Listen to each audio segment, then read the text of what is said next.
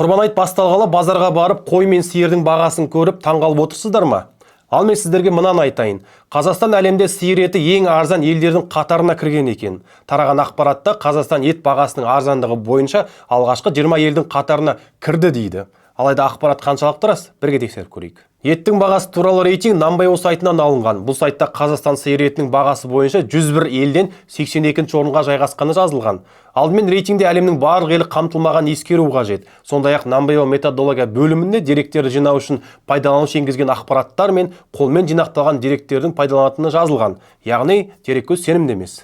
Біріккен ұлттар ұйымының азық-түлік және ауыл шаруашылығы туралы сайтында ет бағалары туралы деректер жеткіліксіз.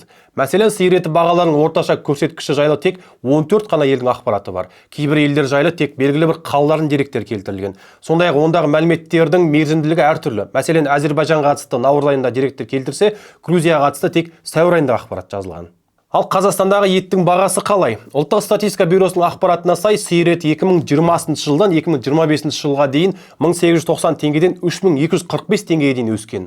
Ал 2026 жылдың мамырында сүйексіз сиыр еті 4938 теңге болса, сүйегі бар ет 3743 теңге болған. Мәселен, Алматыда сиыр етінің бағасы 3834 теңге, Астанада 3696 теңге, Ақтауда 3713 теңге, Қостанайда 3343 теңге болса, Шымкентте 3537 теңге деп көрсетілген.